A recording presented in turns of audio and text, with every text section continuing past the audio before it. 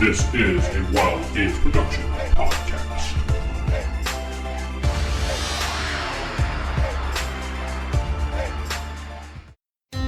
You remember. Roll your stealth roll? Game books, pencils, pizza, cheese puffs, and a hell of a lot of dice. And the Dragon Ball Cup. Roll for Initiative. This is the Roll for Initiative podcast, where 1E is the place to be. This is the Roll for Initiative podcast. We are back for Volume 8. I am Vince, sitting with Nick. The band's back together, man. And Matt. Hello, everyone. We are back. Brand new show. We're doing Volume 8 now, and we're going to go along crazy. with this train. We got a little bit of a change in format this season, and this is going to take us through pretty much the end of the year as we were talking. I mean, barring incident or whatever, we have enough shows here to talk about until the end of the year. Believe that, guys? Wow. Yeah. Wow, crazy, nuts. There content. you go. There it is. Boom. So you won't hear any segments and bumpers or anything like that. We're just going to jump right into things, and we're going to start reviewing and talking about the D&D cartoon. A lot of people have requested this over the years of us going over the episodes and talking about them and giving our thoughts and what decisions we would make during the cartoon if it was an actual game. You've seen that YouTube video when they did that, right? Have you guys seen that? Actually, I haven't. I have. It was a YouTube video where I guess someone took the cartoon and they actually put it as if the cartoon was talking to a real dungeon master, and he'd pause it and you'd actually hear dice rolling. Nope, you can't do that. Whoop, you missed. Things like that. I got to find that link. It's really hysterical. Okay. But anyway, we're going to talk about the first episode, The Night of No Tomorrow, which premiered on September 17th, 1983. Wow. Oh, gosh. What a wonderful time. I was 12 years old. Aw. Poor I little think. Nick. I was 12. I wasn't even, I was like 8. So. I was 3. Aw. I am an Or old actually man. 4. Yeah. I am 3, an old 4. man. Oh, dear Lord. And this is written by Mark Evener. Am I probably pronouncing that Evener? Yeah, but he wrote a majority of the cartoon episodes. Yes. If you look, one way or another, he's involved in writing the episode. He may not be the lead writer on them all, but he was involved in writing just about every one of these episodes in the first season, Right. at least. Now, I think they started like pre-production on the whole series, late 1982? Yeah, they did. And doing the whole, doing all the animation took them up until like several, like about at least 9 months later. There's a lot of episodes for the first season, 13. Yeah, and then if you look at the very beginning credits, you'll notice it's also co-produced with Marvel. Yeah. Yeah. Marvel Entertainment at the time. Marvel Productions, I should say, Yeah. which was the they were doing stuff like Spider-Man, is yeah. made, Transformers, G.I. Joe, My Little Pony. You had to bring that one. Anyway. Yes, I did.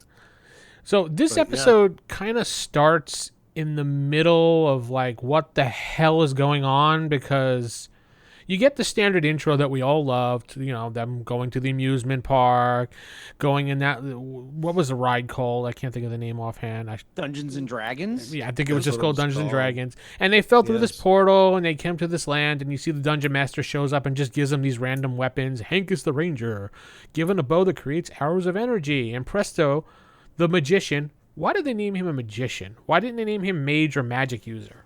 Anybody I know? don't know. I just thought that was kind of weird. Because maybe magician is more identifiable as a word to Was most this- people. Was this kind of during the panic era and they were afraid? Oh, to- it was dead in the Oh, middle of it, 1983. Yeah, exactly. Did they think maybe magic user or mage would have been too much of a whole? That's demonic. So No, I don't think so. I think it was more about identification. People hear magician like, oh, I get that. Right, and really, if you look at the type of magic he was doing, it was all, what am I pulling out of my hat? My hat, yeah. So he was a magician. He's Yeah. pulling things out of hat. And That- more often than not, it was more like what am I pulling out of my arse? You know? Right. Yeah, pretty He much. was very much out of the Bullwinkle magician school. Yes. Oh boy, what's the difference, Rocky? Oh, that trick never works. Oh, I'll try again. Anyway, he's given what is up with Moose and Squirtle? He's given a hat of magic spells. Yay.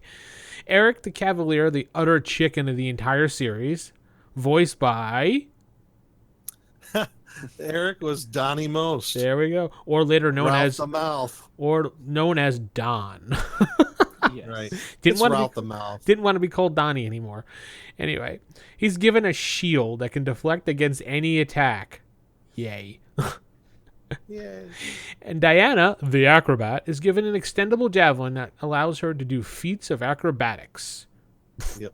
That she can also throw and bounce off of things too, as you've seen in the episodes. Yeah. Yeah. Which So is in other kinda words, cool. yeah, part Daredevil, Mm-hmm. actually. And Sheila, the thief, is given a cloak that, when pulled over her head, makes her invisible. And finally, we have what? No, it's a cloak of invisibility. Yeah, pretty much. Yeah. And Bobby, the barbarian, is given a club that can crush anything it is struck against. So You mean Bam Bam? bam, bam, Bam, bam. bam, He's bam. Bam Bam. He causes earthquakes. So we got. So the party consists of a ranger, a magic user, a cavalier, Yeah. an acrobat, a thief, and a barbarian. Where's our cleric? Exactly. We don't want to go into that for a Saturday morning cartoon about religion. Yeah, pretty much. That's now the censorship.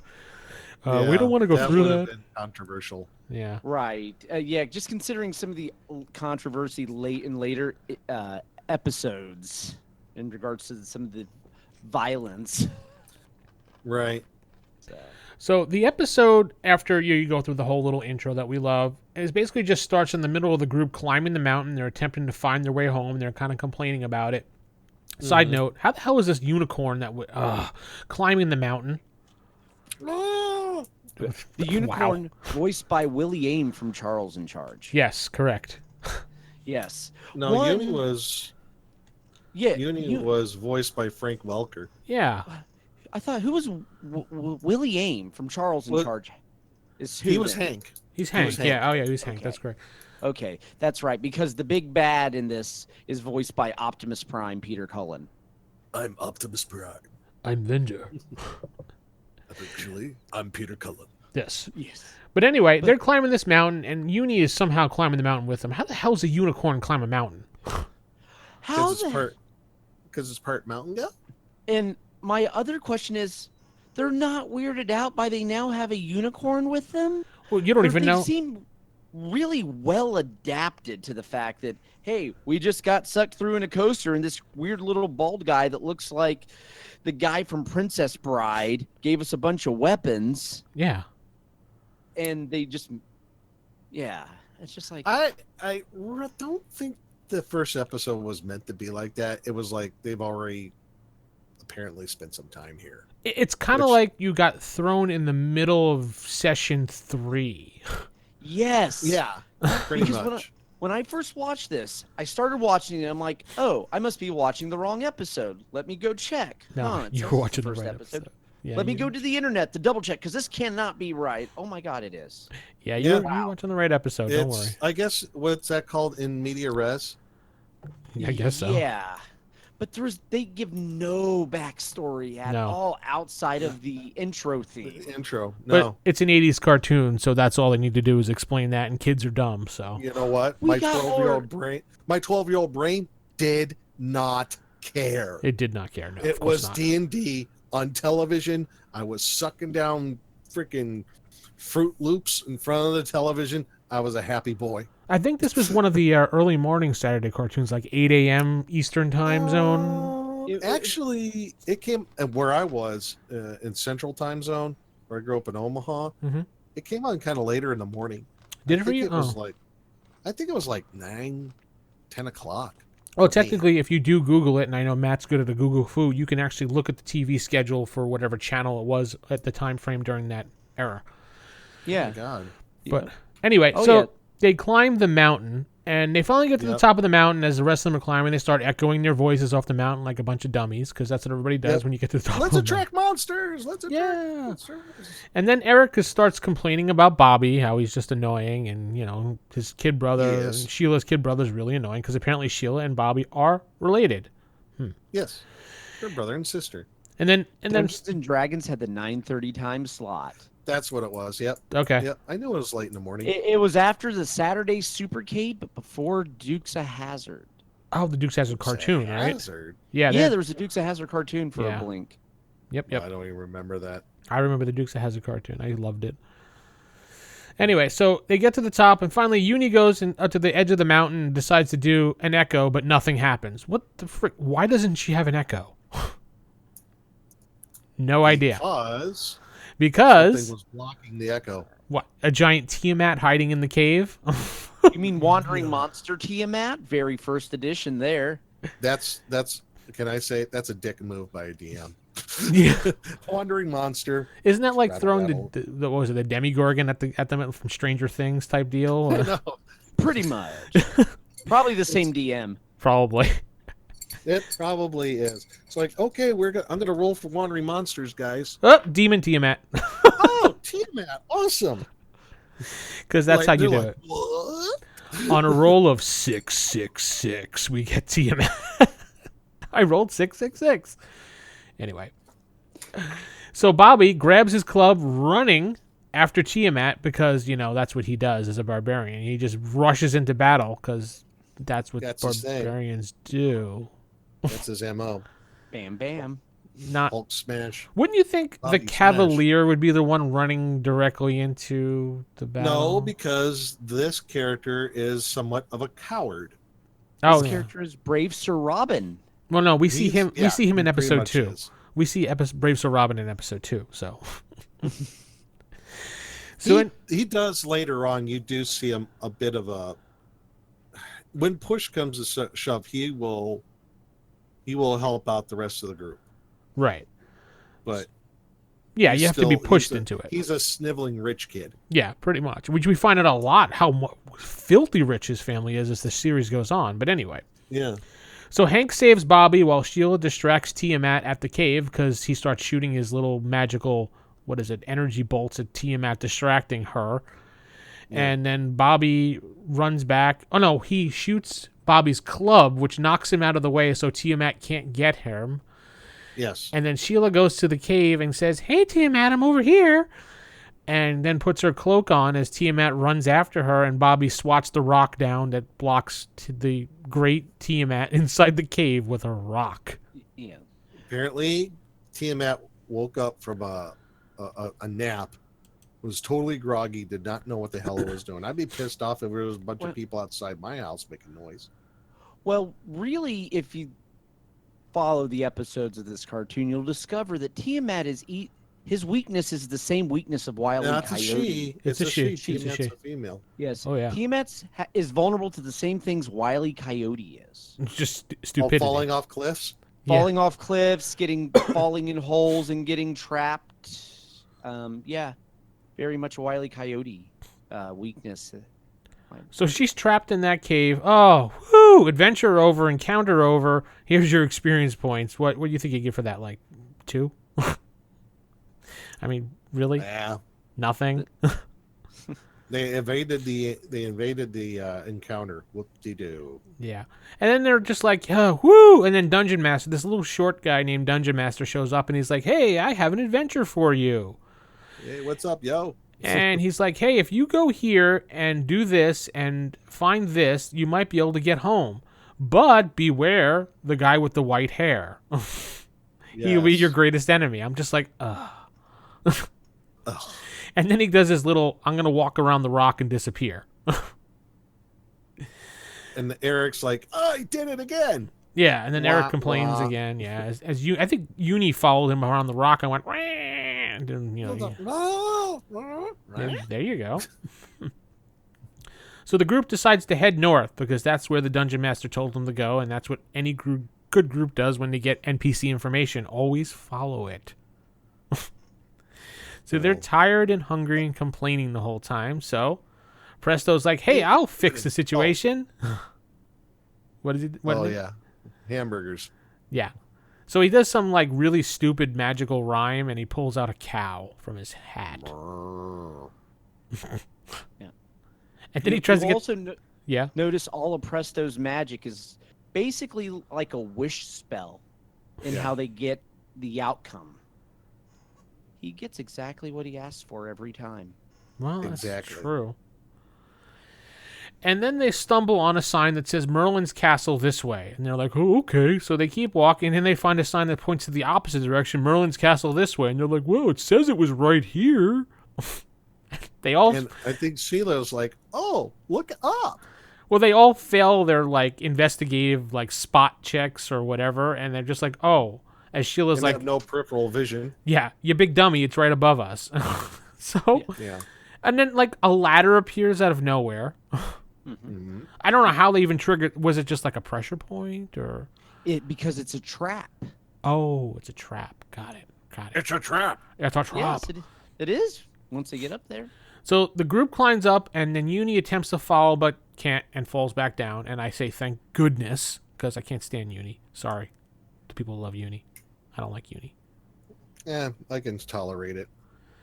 And they're just like, oh, we'll be back for you. Pfft, right. Oh, loser. Yeah, so then they're up on this cloud area. They see this giant castle with a sky moat. And there is a drawbridge, and they can't get across it.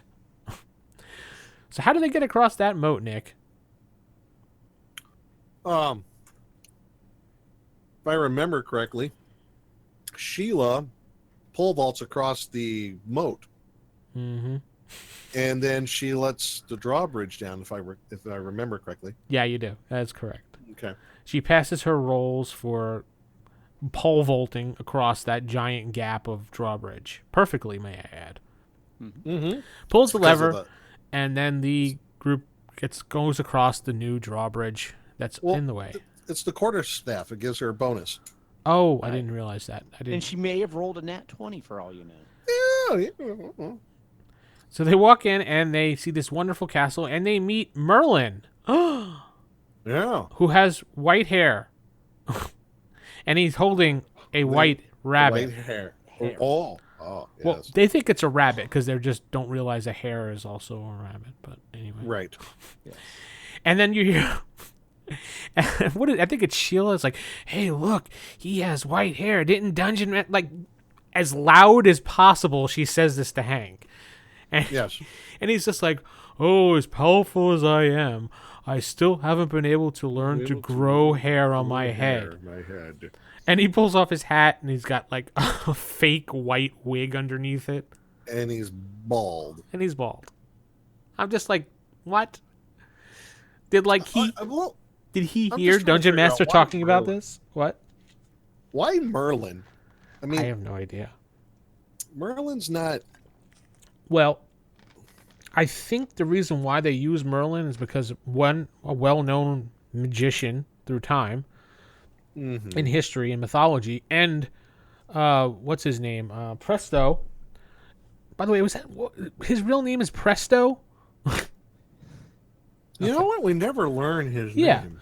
I'm just curious about that. His real name is Presto now that I'm saying it out loud. But anyway, Presto. Oh, wait a minute. Well, Oh, it's like his name is Albert. Oh, we do find out his name is Albert?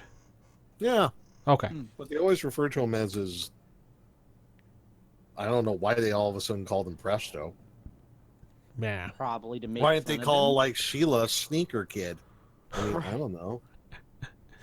So, because Merlin is such a powerful magician, he wants to be a really powerful magician. That's his dream. So I think that was part of the whole temptation, as we find out later on. So maybe that's why Right. they use Merlin. Oh, right. That makes sense. So then Dungeon Master Merlin tells them a full story of Avenger and what he did and all the dragons and how blah, blah, blah. And he really can't help them get home. And then Eric is just like, you know what? Screw this stuff. I'm out of here. I almost said the other word, but anyway. You got close. Yeah, close. I'm okay with that. I get it. Yeah. And he goes to open the door, and guess who comes through the door? Tiamat. How the frig did Tiamat get up there? She can fly. Wandering monster roll. Is that Hold on. Wandering monster roll again. Tiamat again. Yay! so? Is the dungeon master like an utter dick to the fact he's like, you're not going to go along with my adventure? Here's Tiamat. Oh my god, yes. Oh my god, yes. You will hop on the railroad. You will like the railroad. So You will love it. Because I'm dungeon master. So basically, it's Railroad or Tiamat. That's your. No. That would actually be an interesting con game. Railroad or Tiamat. That's your title. Uh-oh. I can already hear it. The Dead Game Society is writing up a game now. I could think of, yes, that would be awesome. Either get on the woo-woo train or Tiamat attacks you. And Bobby goes after Tiamat again, but Merlin pretty much distracts Tiamat with Hank, and the group runs away from Tiamat as Hank is distracting them because Hank, takes the bullet yet again for his group, doing the job of the Cavalier, but he's a ranger. Because Hank's the only useful guy there. Apparently, he's the only one that knows. He kind of reminds me of like the older brother in Goonies for some reason.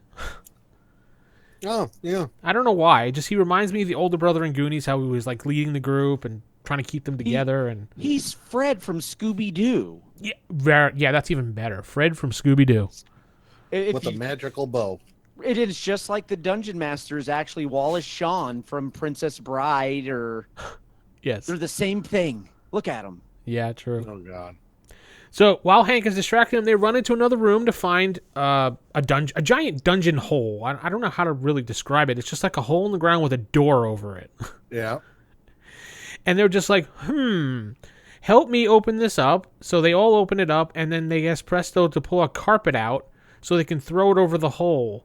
And here comes Matt's theory of Wile E. Coyote here. Yep. But he comes a charging, and he falls in the hole because he cannot see holes in front of him. It's his weakness. Yeah, pretty much. He falls through the carpet, and they just close the door on him, and the door keeps her trapped down there again. Yeah. I'm waiting for the kids to paint a hole on the side of a wall and him to run straight into it and Tiamat knock herself out. Because Tiamat is an idiot in this show. But, yes, may I add, Presto actually did something correctly for once. He actually made the carpet, yes. We need to keep tally of that, because I don't think that ever happens more than a couple times throughout the entire cartoon. That's once. Once he actually pulled out something useful that saved the party. Exactly. And then after they finally do that, they're like, woo, thank goodness, we thwarted Tiamat. Now we can all go relax. That was close. As they go into the next, back to the cauldron room, I guess, and he tells them more about how he really can't help them, but he tempts Presto to become his apprentice, to help him research some spells to help them get home. So the group is like... I just love it. I just love it how none of them questioned, excuse me, Merlin, how did you get here? Yeah, well... Plot hole. Yeah, they don't really... They're just like, oh, are you sure? Oh, you can't help us? All right, bye. And they all leave. They just all take off and leave. And they go back to the town where they were supposed to go. I think it was called Helix, I believe, at one point. Yeah. Yeah, Helix. They start heading towards Helix. And then meanwhile, while that walk back, they show Merlin and Presto, and they're just like, Merlin's like, here, Presto, keep stirring this pot while I go in the other room, but I'm going to leave my giant, magical, powerful book right here. Don't touch it, though. Don't read anything out of it now. It's just like, what? So Presto's just like, there has to be a spell in here. There has to be. So he goes and he flips through the book, and 2 seconds. Getting them home. Yes. 2 seconds within looking through the book, he finds a spell. It's like, there it is. I'm just like, wait, huh? Did he roll a 20 on his search through spell books there? Oh, no. Wait a minute. We're doing the roll here. 01. Of course he made it. Yeah, of course he made it because it's a trap. T-Mac comes out of the book. Oh, sorry, that's not this point yet. Sorry. That would have been awesome. T-Mac came out of the book. No, yeah, but so Merlin disappears to go figure out a way what to do with Tiamat while Presto is stirring the pot and stirring the pot. That sounds so funny. He's causing trouble pretty much because he finds the spell and decides, hey, I can do this spell because I'm a super awesome magician and everything I do is never screwed up. Uh-huh. So he starts grabbing the ingredients for the spell. throwing it into the already mixed cauldron of whatever Merlin was doing. Right. How do you even know what Merlin put in there to not screw up the spell? Nah, we'll just assume we have what's in Could there. have been making soup for all we know. Oh yeah. Maybe So you it's just a really simple spell. And all you have to do is open to the book and stir. so then all of a sudden the spell starts to work and like the thing pops up, but nope. All the dragons come out of this like Yeah. I don't know. The dragons either come out of the portal that he opens up or comes out of the cauldron. I'm not quite sure. And I on don't that. think they were really dragons. If you look down, they looked like they were wyverns. Yeah, I was thinking that too, but I wanted to go with what they said. So, Yeah. and then Merlin's like, "Oh no, I gotta go find Merlin." I mean, Presto's like, "Oh no, I gotta go find Merlin. I screwed up." And then he runs and finds Merlin, and he's just like, "I screwed up." And then he's just like, "Oh well," and he turns into Venger. I know you did. So basically, we find out that it was actually Venger in disguise the whole time as he pulls off his mask. Just turns back into the Venger. He does He transforms. he does the Zartan thing from G.I. Joe. Let's roll out. Oh, sorry, wrong show. Yeah, wrong show. But he does the Zartan thing from G.I. Joe when he just puts his hand over his face and just pulls off the entire costume, look like himself, when you not possibly can ever do that in real Oh life. my God, it's Tomax and Zaymot. Yeah, pretty much. And it's just like, the Dungeon Master did warn you, dude. The guy with the hair, the white hair, is the one that's going to... hair. And, yeah. Oh, that's right. A rabbit is a white hair. Duh. Meanwhile, back... Because it's educational. Right. Right. Back at the village, they were supposed to go to... Everyone is having a wonderful grand old time while dancing and singing and whatever. And Hank finds out by talking to the mayor of the village, who's standing on a friggin' barrel in the middle of the village. I was just trying to figure that out the whole time. Why was he on the barrel? Because he's drunk. Yeah, pretty much. They find out after talking to him, oh, we left our friend with Merlin, and they're like, wait, Merlin died years ago casting that spell to vanquish all the dragons away. And then all of a sudden, literally as he says, vanquished all the dragons away, the dragons show up and start attacking everybody. That's funny. It's just like they vanished all the dragons away. Oh, wait, is that a dragon? Yeah. See, they were vanquished thousands of... Yeah. So then, as the village is being attacked, the group's like, meh, let's go back to Merlin's castle. Maybe we can find Presto and figure out what's going on. He needs to cast the spell again. It's just like, don't worry about the people. Cares. Abandoned the village. Let it burn. So, see the whole world burn. yes. So they climb back up, and they find a big hole in the side of the castle, because that's where all the, quote, dragons, unquote, came out from. Wyverns. But anyway. Shh, we don't talk about those things. And they're talking to Merlin, and he's like, oh my god, he got tricked. It was actually Venger the whole time. And Venger just comes like out of a door, and he's just like, I want to have all your magical powers. He calls all their objects that they have Weapons of power. objects and weapons of power. So apparently these are like, what, wondrous items? Yeah. I'm guessing? Ancient artifacts? I mean, Or it's just a real low magic setting. that's what I was trying to figure out. So if these are, if Venger is after these particular objects or weapons of power, they must be some significant value of something, maybe combining them or doing something with them, or they're the most powerful weapons in the land. Or Venture isn't as badass as we thought he was, and he set the bar really low for himself. Right. I mean, yes, this +2 dagger is a weapon of power. Yeah, whatever. Really? Right. So they distract him, and I think what they threw, Presto winds up throwing all the books on him by casting another successful like spell or something, or Yeah, I think he knocked over a bookcase on him. well, yeah, that's not a spell, but Well- to him that could be a spell. Yeah. So they basically run down to, what was it, the dungeon area of the castle, which I don't really get how they can do that in a floating castle, but whatever, it's a cartoon. They Yes. keep him busy while Presto and Hank start to try to fix things and correct the spell. This is where we find out that Tiamat shows up again, because they probably went off the adventure rails again. Yes, they did. They, Dungeon Master railed the rolled. adventure.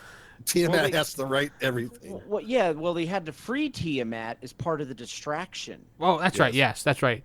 Part of the attraction was the free Tiamat, which we found out Venger is completely, utterly scared of Tiamat. The And- only person in the world afraid of Tiamat, by the looks of it. Yeah, His Venger. which she immediately beelines for Venger, just like, wah, and goes right after him. He's like, oh crap, and runs through this, like, what is it, like a door that he opened up in the wall or something? Yeah. A secret door You he know, finds. I gotta say, do we ever find out why Tiamat and Venger have this thing? No. I don't think we ever do in the series. We'll find out as we go on and rewatch all these things. I mean, I haven't seen these See, in, I what, don't 20 remember years, 30 if years? they, like, just like Tiamat's just, I don't know. Maybe there's some sort of rift between the wandering monsters and the main character NPCs. Maybe that's Maybe the she's dividing. pissed off of being reduced to a wandering monster. Right. Instead of getting that walk-on wandering monster role, Tiamat wanted to be the star. I want to be the boss monster. Right? Yeah, maybe that's it. Maybe it's a weird union, non-union thing. Maybe there's not good benefits for the wandering monsters, and there's Venger getting all the good stuff. So what's she gonna do? Unionize all the wandering monsters? What are you talking? Pretty about? much. Yeah. Yeah, So she's Tolstoy. Yeah. pretty much. So Venger runs through the secret door, which he finds, and Tiamat follows him, I guess? Goes through her own secret door, because we never see what happens to her exactly. No. She just kind of chases after him, and that's the last we see the two of them. Hate Presto, spell. yeah. Presto casts the spell, and it works. All the dragons get sucked back into... That's number 2. That's 2 now. You keeping score? That's 2 in one episode. Yes. Presto count. Two. Nick, you're the official Presto count. So make sure you write that down. Shoot. That's Really? right. Yes, you're the official Presto count. Don't worry. Man. I bet you won't get past 5. When we review the entire series? Yes. All right, hold on. Let me write this down. Presto count. Yeah, so just put down 2 dashes or whatever, or slashes, whatever you want to do to count. Magic. Done. Right. 2. 1, 2. So the group basically goes, whew, that worked, and decides to go back down. Where was Uni the whole time? Cowering in a corner? I don't know. So they go back down. He's down on the ground, remember? Yeah. Oh, Uni yeah. they probably tied Uni to like a rock or something. And just left Uni there. Screw you, Uni. They tied her to a rock. So they climb back down, and the ladder just basically just goes back up, and the castle goes, see ya, and just floats away. Yeah. Bye. Poof. And then Goes all poof. and then Presto's like, oh no, I forgot my hat. And then Dungeon Master appears and like, oh, you mean this hat? Laying on a horse sideways. He's just like, huh. I'm like, really? Yeah, the hat on the tip of his finger. And then they all get on a horse, but there's not enough horses at this point because now Presto's a part of the group. And then Eric is like, well, I don't share and I don't ride second saddle to anybody. I want my own horse. So he actually does something right again. So you get another slash, I guess, because he pulls out that stupid cow again. Do we count that Is as that really right? I don't know. Matt, official ruling? I'm going. That's what he meant to do. So, He yeah. actually yeah. did pull the cows. I was actually expecting a donkey, but instead they went with the throwback cow. So, presto count of magic done right is 3. Yep. And then the group rides off into the sunset, so to speak, back towards Helix, laughing, and Eric is stood there with the cow licking his face. And that's how the episode ends. So, The end. the end, yeah. And that's pretty much it. Dungeon Master just kind of went poof. See you As guys he always later. does. He went around a rock again. Oh, that's He right. did. Yeah, he went on a rock. And our Cavalier's like, he did it again. Yeah. I wonder how many... Nick, let's count how many times... No, I'm kidding. How many times Eric says he did it again, which is every episode, so never mind. Right. It's the running gag. Yeah, it's just a running gag. So, first episode, we all probably haven't seen it in many years. I probably haven't watched this in like 25 plus years since it originally aired, and maybe in the early 90s I might have watched the reruns that they had on. Was this on CBS? Yeah, it was originally on CBS in '83. Right, and then I think it might have been on USA at one point too. Yes, USA Network. I recall it being on there. So overall, I think this would be a pretty cool adventure to actually write out, but I think it might need a little more padding and fluff to it because it's too railroady. Yeah. It as it is right now, I'm just thinking, man, it's getting close to being bad as Forest Oracle. I don't know if it's that bad, dude. But it's not that bad. I'm like, it's borderline I think with a little tweaking and a little more backstory as to why the dragons were vanquished, or the wyverns, as you're saying, were vanquished, and what they actually did, and make a little more of like the adventure as far as the town of Helix, and which I don't get why the town of Helix was the only town that was attacked by these dragons. Well, I the basic premise can be put into as a plot for adventure. This town, they are celebrating their annual celebration of the vanquishing of the dragons, or whatever the heck you want to call them, and all of a sudden they return, and your group has to find out why they've returned, and they have to go find this magical floating castle and all this and all the other stuff. I don't know if I'd have Venturing Tiamat in there, but No, I mean the Monster basic. Tiamat? But I like the idea of like there is like a kind of making a twist on it, instead of it being like Merlin that vanquished him. Maybe it was an evil magic user that some other group hundreds of years ago had to vanquish. Good idea. Yeah. And then he lived in this floating castle in the sky in a cloud, and now someone has to go back to the castle because that's where they think that the dragons or whatever flying creatures have been let loose. Yeah, I mean, this whole story actually is almost like the plot to the Dragons of Tarkir, the Khans of Tarkir plot in Magic the Gathering for that whole little expansion block. It was like, oh, there's a land without dragons that used to have dragons.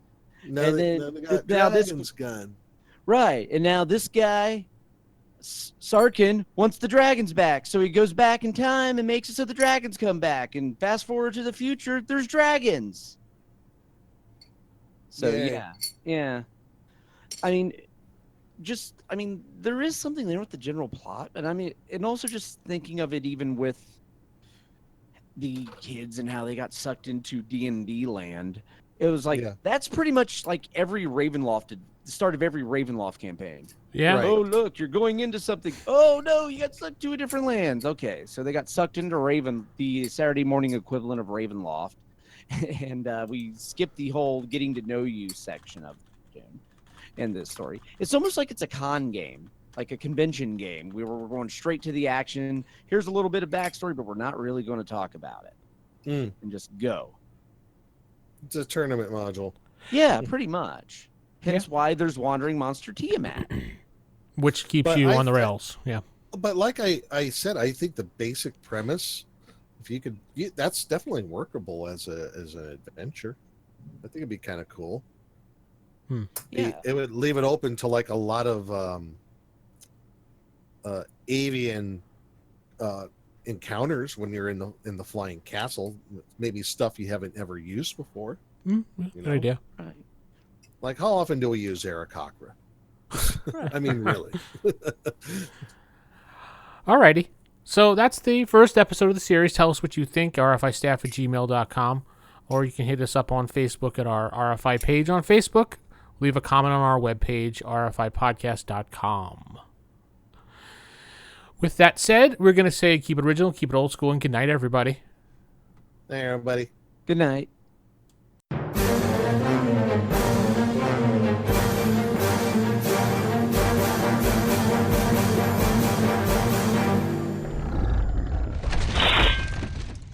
Roll for initiative.